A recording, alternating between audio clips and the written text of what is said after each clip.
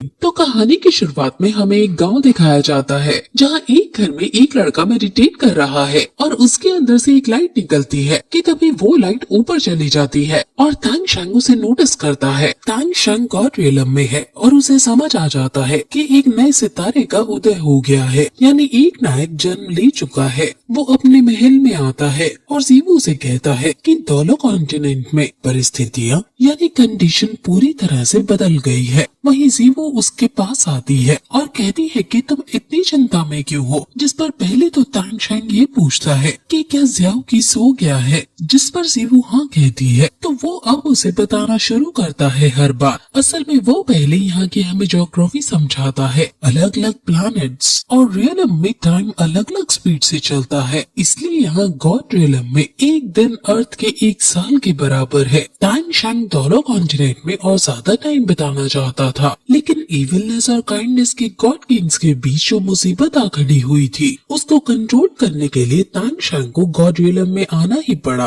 और वो यहाँ 20 सालों से अब रह रहा है। यहाँ के 20 साल का मतलब है कि धरती पर हजारों साल बीत गए हैं। धरती पर अब तांग क्लैन का अस्तित्व नहीं है। समय के साथ तांग क्लैन कमजोर होती गई और एक दिन खत्म हो गई। काइंडनेस और इविल के गॉड के धरती पर आ गए थे जब, और उनकी वजह से अर्थ की ज्योग्राफी बदलने लगी और अर्थ क्रस्ट डिस्प्लेस होने लगी, जिससे धरती के दोनों कॉन्टिनेंट की जमीन दोगुनी हो गई और बहुत सारी वहाँ साइड साइड से जो दूर दूर जमीन थी वो आपस में जुड़ने लगी। तांग शंग अब मॉर्टल रियलम में इंटरफेयर नहीं कर सकता है, वो सिर्फ उसे देख सकता है।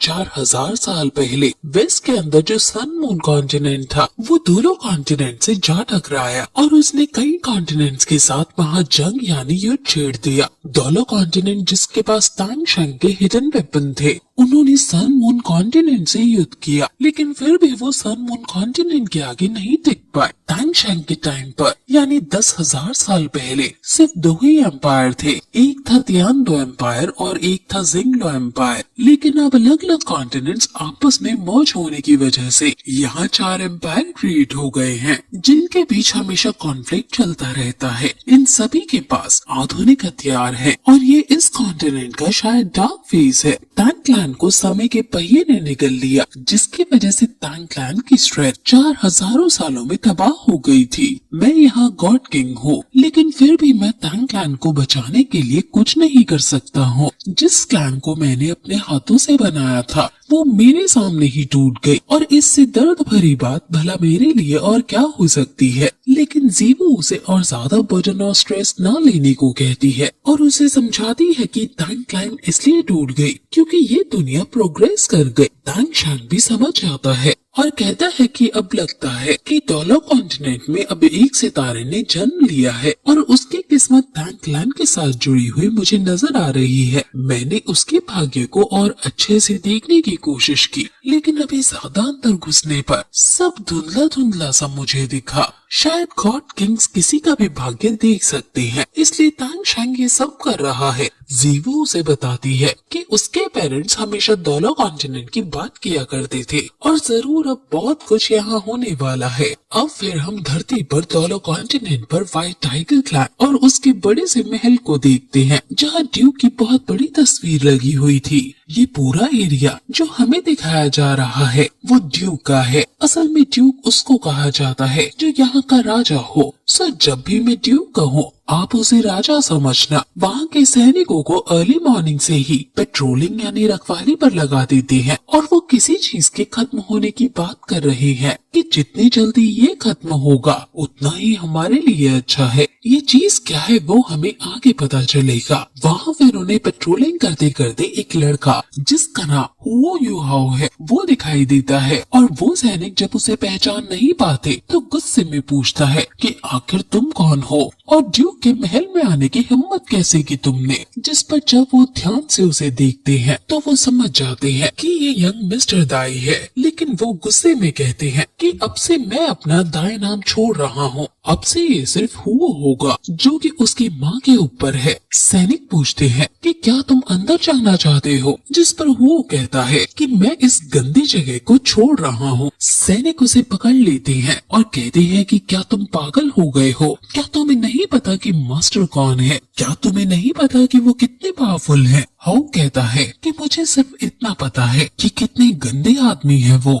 फिर अपनी आई स्पिरिट से उन दोनों सैनिकों पर हमला करके वहाँ से चला जाता है और सैनिक देखते ही रह जाते हैं कि यंग मास्टर कहाँ चले गए। दूसरा सैनिक उसे रोकता है कि तुम उसे यंग मास्टर कहना बंद करो पहले तो, क्योंकि अगर डचेस यानी ड्यूक की पत्नी ने तुम्हें उसे यंग मास्टर कहते हुए सुन लिया तो वो तुम्हें 3 इंच कम कर देगी, यानी तुम्हारा सर काट देगी। असल में किसी को भी असलियत में हुओ का पास नहीं पता कि ये बच्चा किसका है और सब इसे राजकुमार यानी यंग मास्टर क्यों कहते हैं और कुछ लोग इसको हेट क्यों करते हैं। ड्यूक यहाँ आने ही वाले हैं, इसलिए सैनिक फिर से जल्दी से पेट्रोलिंग पर लग जाते हैं। वहीं हम ड्यूक को देखते हैं जो अपने सैनिकों के साथ वापस आ रहे हैं और वो कुछ टेंशन में है और कुछ सोचते हुए आ रहे हैं कि तभी उन्हें हुओ की झलक दिखती है और जब वो आंख मूंदकर फिर से ठीक से देखते हैं तो वहाँ कोई नहीं था। असल में वहाँ हुओ है और वो पेड़ के पीछे छुप गया है और वो याद करता है कि कैसे डचेस यानी महारानी ने उसके साथ बुरा किया और उसकी माँ को इतना जलील किया। महारानी ने उसे और उसकी माँ को महल से निकाल दिया और शेड में रहने पर मजबूर किया।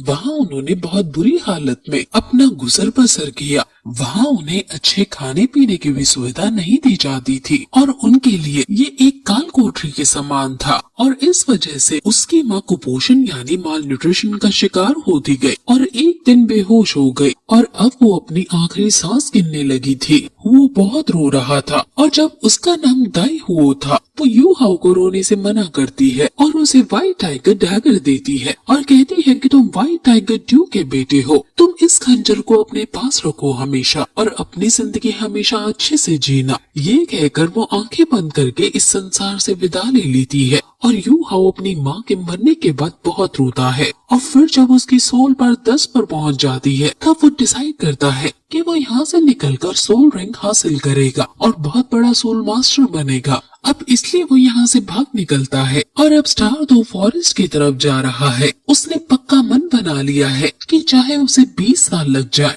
या 50 साल लग जाए वो अपनी माँ का नाम क्लियर करके रहेगा और उन्हें एक नोबल महिला के रूप में संसार में विख्यात करेगा और सारे लाछन उन पर से हटाएगा। असल में उसकी माँ बहुत समय पहले ड्यूक की मेट थी और ड्यूक का मीट पर दिल आ गया जिससे उनका अफेयर शुरू हो गया और इस अफेयर के चलते उनका एक बेटा हुआ जो यही हुओ है। ड्यूक तो हुओ को बहुत अच्छे से रखता था, लेकिन जब वो युद्ध में चला गया तब ड्यूक की असली पत्नी जो कि महारानी है उसने इन दोनों के साथ जानवरों जैसा बिहेव करना शुरू कर दिया। उसे हुओ एक थ्रेट नजर आने लगा, इसलिए उसने उसकी माँ और उसको यहाँ से बाहर निकाल दिया और फिर तभी से उसने अपने बाप का सरनेम जो कि दाई है वो हटा दिया और अपनी माँ का सरनेम जो कि हुओ है वो लगा लिया। अब स्टार तो फॉरेस्ट की तरफ चलते हुए उसे कई दिन बीत जाते हैं। वो अलग अलग रास्तों पर चलता हुआ आगे बढ़ रहा है और लगातार 6 दिन चलने के बाद वो स्टार दो फॉरेस्ट के नजदीक पहुंच जाता है। स्टार दो फॉरेस्ट सबसे बड़ा जंगल है और वो यहाँ का मैप देखने लगता है ताकि अपने लिए सोल बीस्ट मार सके। एक सोल रिंग लेने के बाद वो सोल वॉरियर से सोल मास्टर बन जाएगा, इसलिए वो फुल मोटिवेटेड है आगे बढ़ने के लिए।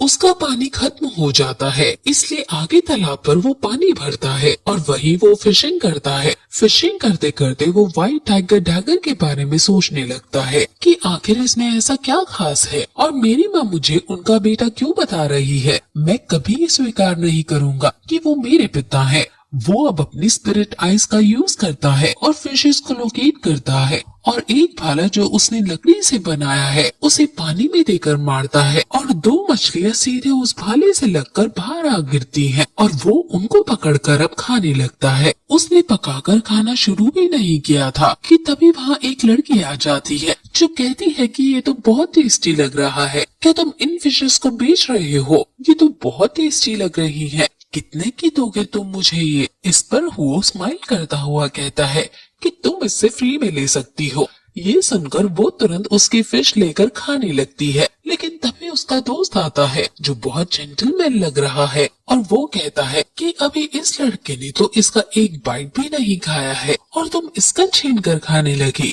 वो इस पर मजाक में हंसते हुए कहती है कि तुम अपने काम से काम रखो ना। वो खुश होकर उसके दोस्त को भी फिश ऑफर करता है, जिस पर वो कहता है कि पहले तुम खाओ और अगर बचे तो तुम हमें दे सकते हो। और क्या तुमने ये फिशेस नदी से पकड़ी हैं? जिस पर वो हाँ कहता है और कहता है कि मेरे पास बहुत सारी हैं, तुम ले सकते हो। वो अब ले लेता है और उसे अपना नाम बीबी बताता है और इस लड़के का नाम तांग्या है।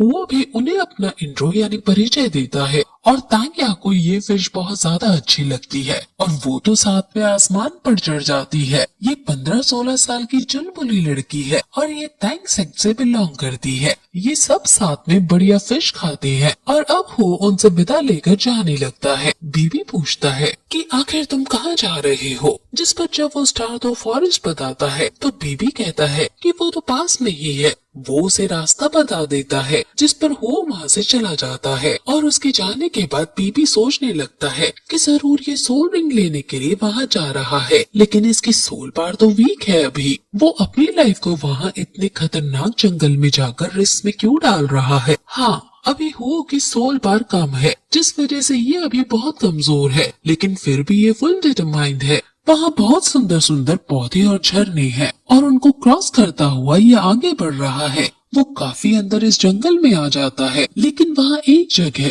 उसे किसी जानवर के अपने पास आने की आहट आती है और तभी पीछे से एक बड़ा बंदर उस पर हमला कर देता है। वो उसे बचने की कोशिश करता है और वो उसे डॉज करता जा रहा है। बंदर भी उसके पीछे पड़ गया है और हुओ को दिक्कत हो रही है। बंदर अपने मुंह से एक बार निकालकर उस पर अटैक करता है और वो अपने व्हाइट टाइगर डैगर का यूज करके उससे बचता है और व्हाइट टाइगर सक्सेसफुली उस अटैक को डॉज कर लेता है और वो अब वहाँ से भागने लगता है, लेकिन बंदर फाइनली उसे पकड़ ही लेता है। वो अपने पैरों से उसे बचने की कोशिश करता है और फिर वो डैगर को उसको घुसा देता है, जिससे बंदर दर्द के मारे उसे दूर फेंक देता है और अब गुस्से में उसको मारने के लिए आगे बढ़ता है। लेकिन अब वो आई स्पिरिट का यूज करके उसे लोकेट करता है और फिर डैगर को उसको मारने लगता है। जब भी वो डैगर का यूज करता है उसके अंदर से एक लाइट जलती है, यानी ये डैगर एक खास डैगर है। वो बीस्ट वहीं मर जाता है, लेकिन अब वो भी बहुत वीक हो गया था